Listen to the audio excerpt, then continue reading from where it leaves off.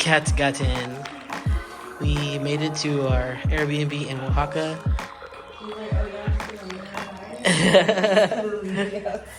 This little cat. Oh, so adorable. Or she. I don't know. I didn't look at the genitals.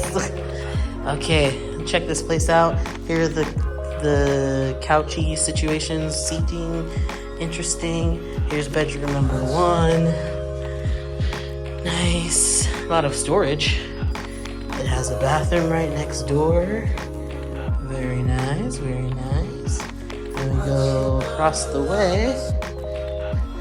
Oh, before I even do that, look outside. There's a little seating area. It's cute. And then upstairs, there's a terrace. You go on the roof if you want to dry our clothes. We can dry our clothes out here, but you can also dry our clothes up on the roof too. And then this is the other bedroom. This one's very big, and it has a desk, which I will be utilizing. And it also has its own bathroom. Sorry, Jay. It's really nice. It's a much bigger bathroom too. Sorry, Jay. You gonna move the desk into the other room? It's really nice. It's a really nice room. It's really nice. Let's go look at the kitchen or the dining room. A very nice dining room.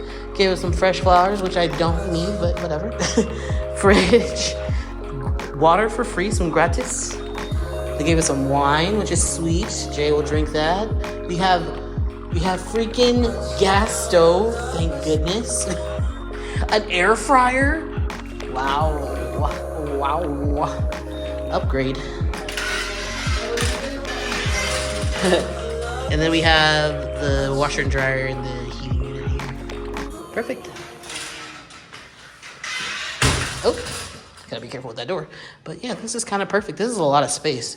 This is only like $1,200. I think it was $1,100. Yeah. $1,180 maybe. This is cheaper than our rent in the Bay. Oh, look at this cat. Oh my goodness. I know. I feel so bad. We can't let you in. You're so cute though. Oh my goodness. But yeah, this is cheaper than our place in San Francisco or in the Bay Area, and it's much bigger and more stuff. It's a 2-bedroom. Look at this artwork. This place is super nice. Oh my goodness. And the host was super nice. She helped us, checked us in and everything, and told us everything. Super helpful. Oh, there's games and books. I need to use a dictionary. My Spanish is terrible. We can play, what's it called? What's this game called? This one, I forgot what it's called. Loteria. I played it once.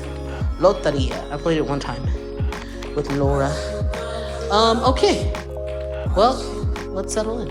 All right, so I want to give an update on the traveling here, how it happened, what it was like. So, where to begin? We got up at 4 a.m. You got up at 3:45 to get ready to go to the Guatemala City airport because we wanted to get there early so we could check in early because I overstayed my visa by 6 days and I need to pay a fee. So we got there like 3 hours early. We checked in. Couldn't check in on the app because I have an issue with the app and it doesn't let me check in. So checked in, got in, was super easy, checked in our bags. Then we went through security, which was a little stressful. We both got checked because we didn't understand we need to take out our electronics. And then I had baby scissors. Oh, yeah, baby scissors. They took them. And then we went through customs, and then customs was like super easy until they saw that I was over 6 days, which I was like, yeah, I'm over 6 days. What do I pay? They're like, oh, you have to go talk to this woman. She flagged out this woman. We go over to secondary check or secondary customs. And then she's like, oh, you have to pay the fee, but you can't pay it here. You have to pay it outside of security. So she gave us a receipt. Then we have to go out. She said it was on the 3rd floor. It was not. It was on the 2nd floor. We went up the 3rd floor for no reason. And then we had to ask for help. And it was around the corner where you would not have known where it was. It was tucked in a corner in the back. So we went over to the bank, gave the little receipt, paid 90 quetzales because it's like $15 a day, or 15 quetzales a day. And so I paid $90 for the 6 days that I was over. 90 quetzales. 90 quetzales, excuse me, which is like, what, $12, something like that, 12 USD. Paid that, got a receipt, then had to go through security again, but we did it properly this time. Then we went through customs again, went to the same lady, and she was like, she just checked, she's like, oh, hi. Hi again. She checked it off, saw that we had the form filled out. Oh no, we had to go to the secondary customs woman. Oh yeah. After security. Yeah. And so she could I had to sign a form and to prove that I had paid it. Then go through customs. Then you got another piece of paper. Got another piece of paper. And then we went through customs. By the way, I got my passport checked the first time. Like, she stamped it, but she was like, you have to still go pay the fee or whatever. So then, yeah, once we went through customs again for the second time, it was fine. She just looked at it. She was like, all right. She notated the number on the receipt. I kept my portion of it, and then we went into the airport. And then, how was Guatemala airport? It was fine. I don't even remember. It's such a blur now. It was fine. We had those really good breakfast sandwiches. Those breakfast sandwiches. Super cheap. 45 quetzales for a breakfast sandwich, a drink, and a brownie. Okay? Which is like... not even $6. Yeah. And it was very filling and delicious. Oh, so good. We had that. That experience was fine. Got on the flight. We had assigned seats somehow. We did not pay for those. And then... I feel like maybe we did pick them. I don't remember that because it would have cost money. And I didn't pay for extra. Okay. Well, that's kind of weird. Yeah, I don't know. We got on the flight. The flight was completely fine. I watched Blank. I downloaded Blank and I watched the series and watched that. And then... I'm obsessed with that show right now. And then... we get to Mexico. When we get to Mexico City, we go through customs, and for United States, if you're from the United States... it was like a handful of countries. They had the flags it was a handful of countries, yeah. And we went through their customs, and you don't even talk to anyone. They scan your ID on this, electronic thing. Your passport on this electronic pad. And you go through this walkway, a very small walkway. They scan your face, then they print out a receipt, and it tells you all of your info on there, like the location, how much time you have left in the country. I think we have till May 25th or something like that to stay in Mexico. But they don't stamp your passport. They just give you this little receipt and QR code to tell you to fill it out before you leave the country again, which was weird because I was like, why don't we get a stamp? But I don't know if this is a new thing for Mexico City, but maybe. I don't know. But we got a piece of paper and a QR code, and they scanned our face. So then we went through, then we were super confused. We were like, do we need to transfer our luggage? No, we don't. It was very confusing. And then we went through another secondary check with our carry-on. But that was fine. Yeah. That was fine. And then we went and tried to find our gate. We had to ask for help. They told us to go down, and we had to go out to the public part of the airport to go back into our domestic flight. Yeah, it was it's kind of a confusing airport, but if you just follow the signs. But we still had to ask for help.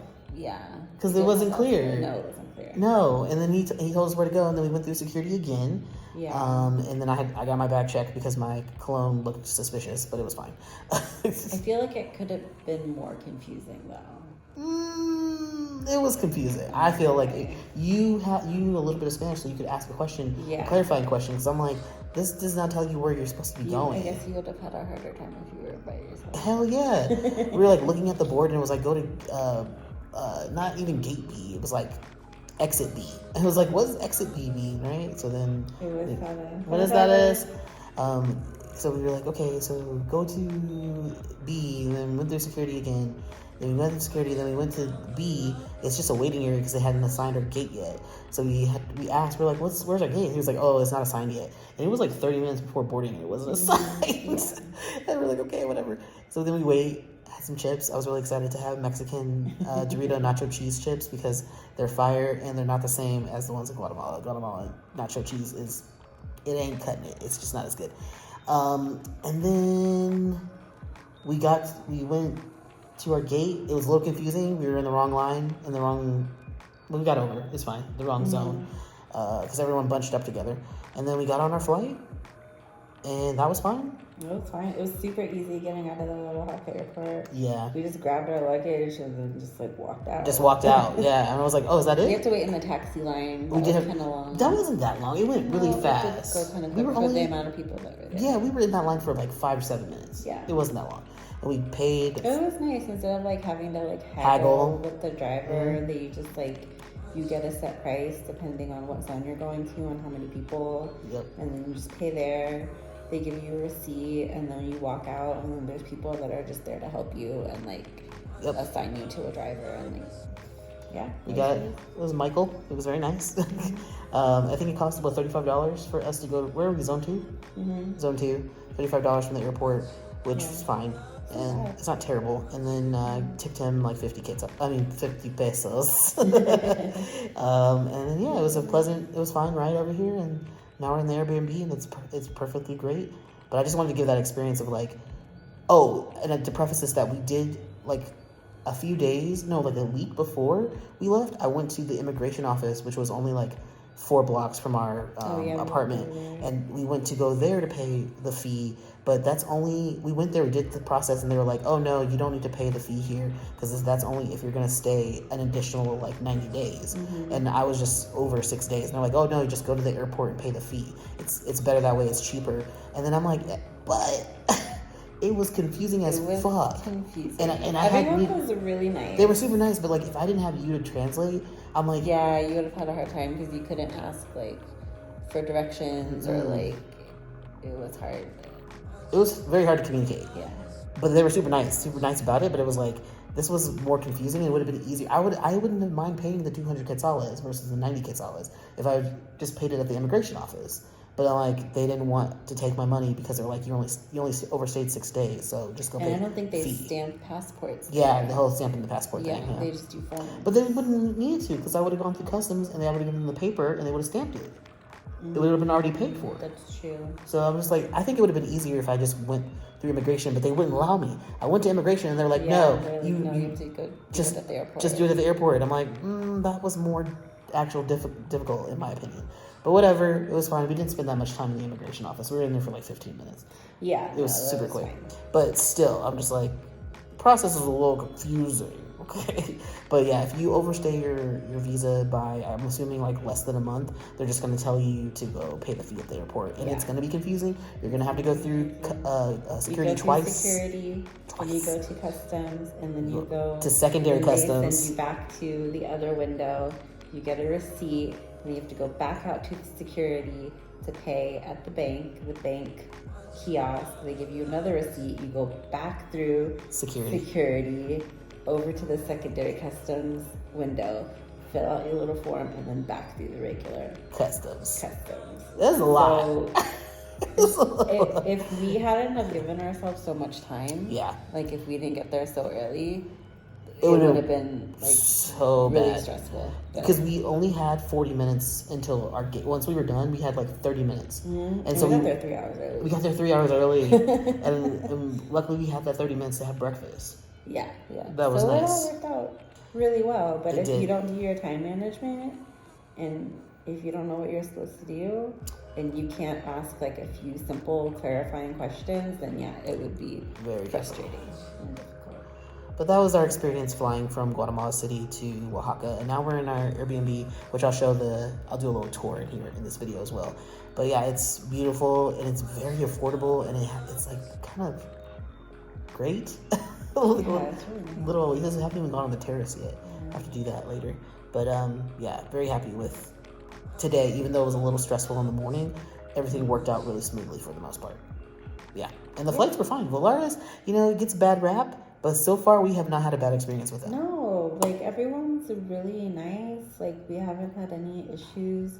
The only thing that changed was the time. The time did change. For our flight, so that actually worked out better because we were supposed to have an 8-hour layover in Mexico City. Yeah, and I was like, oh, that sucks. We're gonna get in really late at night, and then they updated the tickets like maybe 2 or 3 weeks before we were leaving, and they were like, oh no, your tickets have been updated, and it was like basically back-to-back flights. So we had like an hour and 40 minutes. But really, it was only like an hour. Yeah, it was only like an hour. because it was like weird to get through stuff. Walking around stuff. Yeah. But yeah, it was. No, everything worked out well. They're just like, their app is always down. The app never works. I always have to check it anyway. It's kind of like no frills. No frills at all. You have to pay for every snack. Yeah. Dude, no free snacks. But I mean, Whatever. You don't need a free like 3 ounces of soda. No. But yeah, their staff is really nice. Yeah. Everyone's nice. The flight attendants are nice. The people who check you in. They're very helpful. Yeah. All the reviews, I don't know what happened. What's like, what bad experience, why these people are having these bad experiences. Because it's happening like a lot and it's like recent. We haven't flown. Domestic. We've only flown International.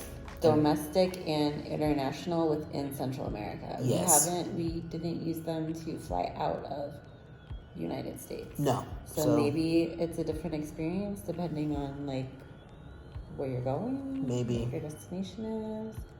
I don't know. Maybe it's just people who don't know what they're doing. That's possible too. But so far we've had really good experiences. We're gonna fly them one more time when we go from here to Cancun. So hopefully that experience is positive as well. But we'll let you know. But so far it's been pretty good as long as we come early. And the other one, Viva Aerobus. Viva Aerobus was really good actually too. Yeah. No complaints whatsoever. Yeah. So that's the update. We ordered some food. Very excited. I don't know if I said it in this video because I'm going to do the tour, but this place was only $1,100 for a month. $1,100 for those 2 bedrooms. That's crazy. I just want to point that out. In terms of like, people are like, it's so expensive to live abroad. I'm like, is it? It depends on where you're coming from and what your basis for expensive is. Because coming from the Bay, like everything is cheap. Yeah, but I'm like, even in like, you know, Sacramento or something, $1,100 rent is nothing. That's so little, and that includes our Wi-Fi. That includes our utilities. Yeah, that's true. It does. So like, I don't know. I keep telling people, I'm like, if you want to live abroad, it's not that hard. You can get a customer service job online and do it. You just have to, like, what are you willing to live? Where are you willing to live? Like, we are in Oaxaca and we're in like a traditional neighborhood. It could be like logistically challenging for a lot of people who aren't used to, like, you need to get your passport, you need to figure out your visa. But that's just a small process. It's a little bit painful. You've been through worse. Like, it's just time and patience. It's not difficult. Especially if you have someone who speaks Spanish, depending on what country you're going to, right? Yeah, it's helpful to have someone who speaks a second language. And that's like, maybe that's an incentive for people who are like, okay, I don't know the language. I'm like, start learning now. Start practicing now. Learn some small phrases. It really isn't that bad. Even if you weren't here, because when I first came here to Mexico by myself, you were here. I was fine. Yeah. I was fine. I didn't have any issues. I looked up how to say sentences on Google Translate, and I said them all choppy, and people understood what I was doing. And then I had a difficult time. I would use my Google Translate voice, and I would have them speak, and then I would get through conversations. It was a little challenging, but like, I could always get by. It wasn't like I was, oh no, I'm out of luck. I don't know what to do. There's nothing, I can't even do anything. Like, no, it was always worked out. So, I don't know. I just think people need to pull the trigger and live their life. Because I'm living mine, and it's awesome. My boring ass life. It's great. I really love it. So, anyway, that's the video. See y'all next week. Peace.